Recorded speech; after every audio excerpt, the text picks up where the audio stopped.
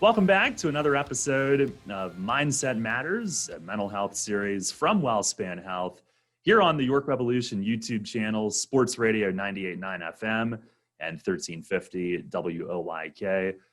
Daryl Henry with you, representing those aforementioned organizations, and Dr. Michael Diller, licensed psychologist and director of the EAP program at WellSpan Health, joins us as he always does each week. Mike, welcome. It's great to be back for, what are we on, episode 4 or 5? It's time's flying, but I'm loving what we're doing here. It is. It's good. I think, yeah, it is. And I love being here and enjoying the time with you, Daryl, and with the listeners and the folks tuning in. So look forward to another great conversation here. Yeah. Yeah. Well, absolutely. And we continue to talk about, some very important topics that are sometimes difficult to talk about, but that's why we're doing it, hoping to raise awareness and chip away at the stigma and get people more comfortable with talking about it and seeking help when they need it. And Mike, that kind of brings me to my opening rant, if you will, here this week. It's not a rant. It never is. Yeah. No, I wouldn't describe it that way either, Daryl, but yes.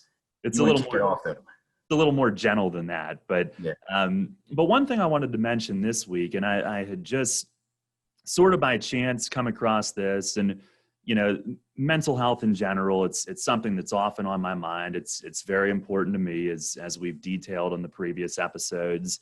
So I'm often thinking of how these life experiences relate to that, and currently how they relate to our show. And there was one thing that happened this past week that I thought would be appropriate to bring up here. So I've got this acquaintance. I don't know her personally, but there's a sportscaster who's pretty well known. And in the world of sports media, to me, she was one of the first or only ones that I've seen speak out about, dealing with anxiety and depression. And that hit particularly close to home with me, being in that field and reading about somebody else and listening to them talk about it. Somebody that's on TV presenting the sports news of the day, seems to have everything, seems to have this bubbly personality, but the backstory of what she was dealing with. And when I first read that 4 years ago, when I was in, one of my long episodes, one of my long battles, really hit close to home. So I had emailed her at that time, and she was gracious to give me a great response and some tips and everything. And just recently, I figured I would contact her again to let her know that we're doing this show and what we're doing on a local level here in York. And first of all, she thought it was outstanding what we're doing here in York, and she's in a huge market, but what we're doing here locally in our city, she thought was really cool. But awesome. But she told me that she currently is doing okay, but she is proactively lining up therapy appointments, knowing the stress that we're all under these days with COVID, the election, the holidays coming up. Change in seasons is a big one that she mentioned. We record these a few weeks ahead, but we've got daylight savings time. The days are getting shorter, and seasonal depression can be a real legitimate thing for people, unfortunately. And I think from what she had told me in the past, that's the case with her.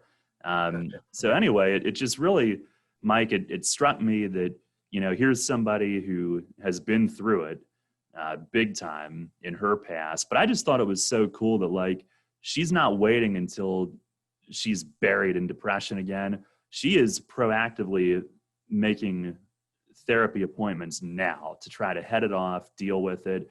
And I feel like, at least in my experience, I feel like a lot of us wait until we are deep in it, and then maybe wait some more and put it off and try to deny it before we make that first call. And I know that's what I did last year, but I thought that was a story worth sharing to kick things off. Yeah, I think, I appreciate you sharing that, and actually with her sharing that and you guys connecting. Yeah, there's a huge upside to that. And I think just sharing that, because you kind of put everything kind of in a kind of a sequence though, because she was not always doing well. She was not always doing okay. She had her challenges, it sounds like, and struggles, and she's doing much better now. But kind of that proactive approach, because of all of the different things that continue to happen during this time, the pandemic, everything you mentioned, just coming into colder months, it's going to get darker sooner because of the time change, the holidays. And the holidays, this year are going to be different than what we've ever experienced before because of the ongoing pandemic and all of that that factors into this. So there's still ongoing kind of stressors that are happening, and particularly when you look over the last 7 months with everything with COVID-19 and the pandemic, it's a toll, it's a building of things. So even if someone is still feeling pretty good at times and doing well, I commend her for reaching out and saying, you know what, this is part of my toolbox. I'm really just kind of just going to reach in there and make sure that I'm doing my best to be working on all cylinders or firing all cylinders, and not waiting till I'm like on my last cylinder and barely kind of just like moving along. And that can happen. It can happen to any one of us, and it does. And just recently, Daryl, I was talking to a few folks, and these individuals, if you look at them and you listen to them, they are, you described, you described her, who's kind of in a large market, your friend acquaintance in the field, seems like got it all together, the bubbly personality and so these two that I'm thinking of right now are usually typically from the outside, absolutely just they got it all going on. They got it together. They're leaders in their respective areas, strong individuals. Absolutely. And we've had conversations like, a few weeks back, I really hit the wall, or I'm not sure if I've hit the wall or if I'm just staring at the wall, but neither right now feel very good. And so for folks to really acknowledge that, I mean, that's huge, because that's not easy to acknowledge, particularly when, when I think of these individuals, they're working so hard to make sure they're supporting others, they're leading, teams, they're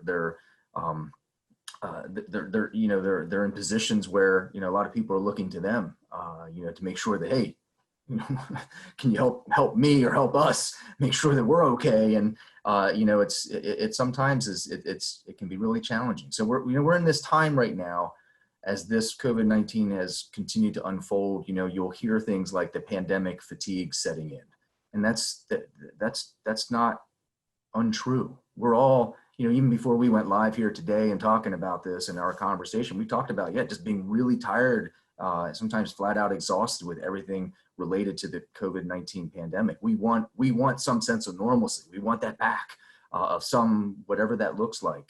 We want it back now. But sometimes, when we're unable to do that and we're trying to get through this ongoing pandemic storm together, even it's a struggle. How do we navigate all of that? So when I hear people, either proactively reaching out for support or, just kind of leaning on others because there might be some challenges right now because they're either hitting the wall or they're staring at the wall. It's important that we talk about what are some things we can do to make sure that we are taking care of ourselves through all of this.